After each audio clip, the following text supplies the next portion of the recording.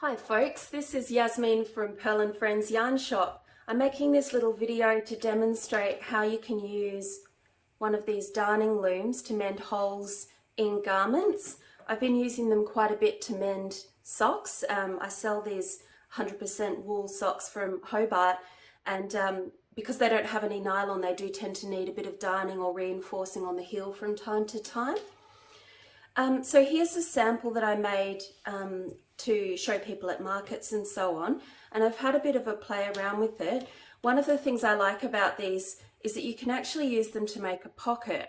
If you don't stitch the top row of warp threads down to the fabric that you're weaving on, you can leave it open at the top, and I thought that was a cute idea. But the normal use for it is to create a patch like this. You can see on the reverse, the stitches are anchored around the outside. So if you had a hole that you were mending there, you would have a nice sturdy border going right the way around. The way it works is with any type of weaving, we talk about these vertical threads being the warp and the horizontal threads being the weft. So the first thing that we do is take the large needle that I'll show you in a moment is included in the kit, and anchoring your thread at the bottom, take it up to where the hooks are here at the top and just wrap it around one of these hooks. Then back down, anchor it at the bottom, come up around the next hook, and so on right the way across for the warp thread. Then if you feel like it, you can change colors or just continue with the same yarn and start weaving it backwards and forwards across, making sure that you anchor your thread into the fabric at both sides. They're really handy. Well, the main benefit of using one of these looms when you're doing this type of darning is not only does it hold your warp threads nice and tight, but as you work across, and I would advise using the blunt end of the needle so you're not going to catch on the threads, it raises one side of the warp thread up when the hooks are facing this direction, and then when I flick them across the other way, it will actually reverse so I need to anchor my stitch down on this side, but then I would be able to easily weave it back across this way, and as the hooks have flicked over, a different the alternate side of my warp has been raised. So I'm weaving through alternating threads, which is the sort of basis of weaving. But yeah, a very easy beginner way. So let me do a little unboxing here. This is how the weaving looms are packaged. So included with the loom, this can be used instead of the needle if you prefer, but I like working with the needle personally. Here is the needle. It's got a little bit of foam so you don't stick yourself or have it make a hole through the bottom of the bag. And then you're going to get some sturdy rubber bands. There's about 5 or 6 included in each set. And these are what we use to anchor the loom onto the fabric. You can see on this piece here, I've got one, I'm using 2 rubber bands. Perhaps I'll just show you how I will attach them from the beginning. So here's a bit of fabric that I've just made a little hole in to show you. This is the first part of the loom. It's just a wooden disc with a deep groove going right the way around it. So I'm going to put that on the reverse side of the fabric behind where the hole is that I'm trying to darn. Now I'm going to take one of these rubber bands. They are quite thick. You could probably use a finer one if you prefer. And I'm going to try and get that to sit in the groove around the wooden disc that's sitting at the back of the fabric. And I can just tidy that up a little bit.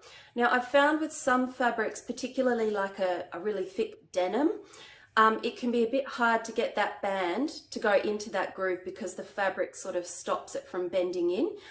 In that case, what I tend to do is just take the band right to the back. And if you've got a big sturdy fabric there, that will sort of hold it in place also. Okay, so there's step one. Now we're going to take the loom part, and it just slots into that groove like that. Perfect.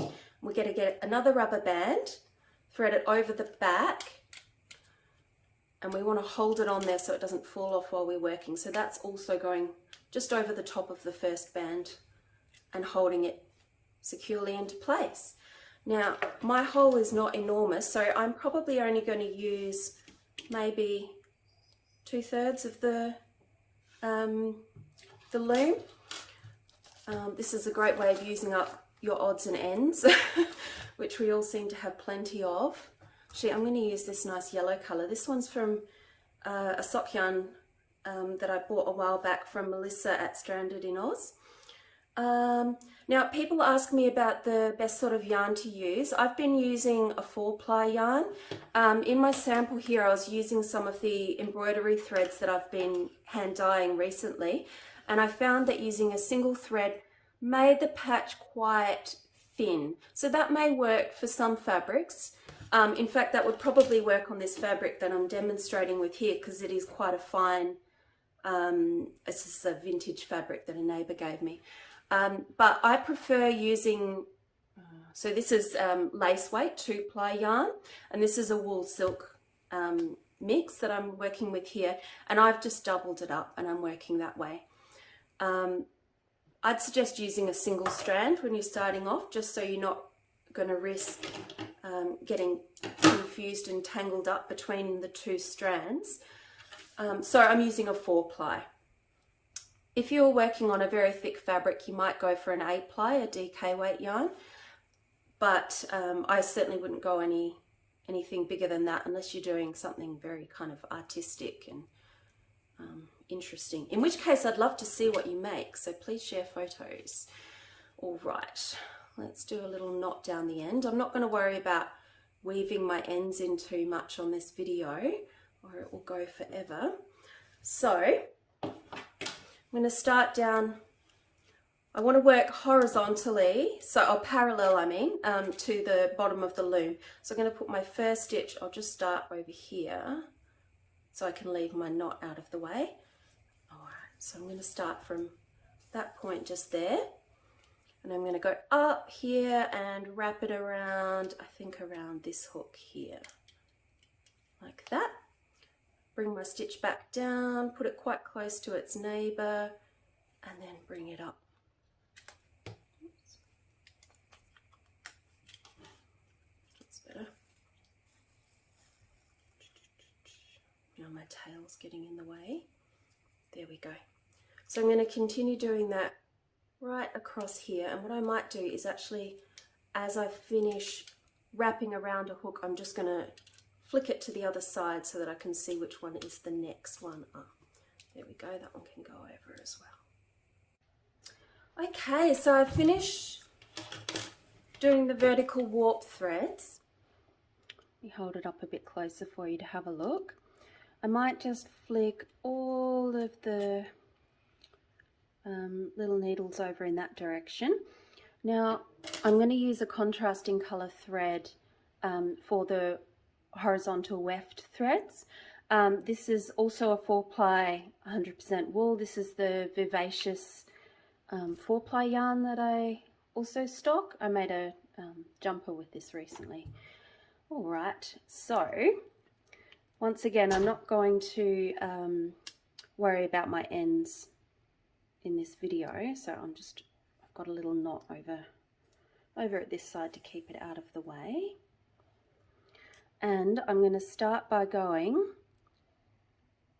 underneath the right side of the warp thread and slide it right down the bottom all the way across.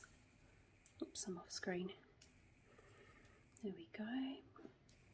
Now I need to do a little stitch down this side here so that I'm anchoring on both sides of my weaving. All right. Now I want to go back in the other direction, so I'm going to flick all of these back like that, which raises the left hand side of the warp thread. And again, I'm just weaving, oops, over, under, over, under, over, under, slide it right through, and then I'm going to just tuck the first row down a little bit like that. All right, let me do another stitch and we'll go back in the other direction.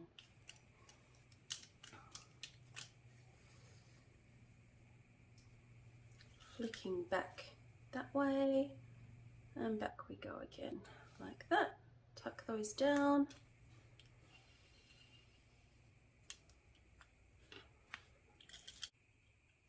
Now this is actually, I find, to be the fiddliest part of the process. When we get right up the top near the hooks here, we want to get as close as we possibly can and weave all the way up the top. If you leave too much space at the top, you can have these loops that you then need to sort of figure out what you're going to do with. So do try to weave as close as you can get to the very top of the loom. One more stitch on this side, and then I'll be able to take the loom off and secure those top stitches. Unless, of course, I was planning on leaving them loose and making a pocket. So I'll take the loom off at this point and we can have a look at what we've done. So, oops, take that rubber band off, then this will come, oh yeah, off that way, because we need to unhook it, all the little loops. I might leave it on the wooden disc for the moment so that I don't lose my tension. So now you can see this little row here where I missed a stitch, whoops.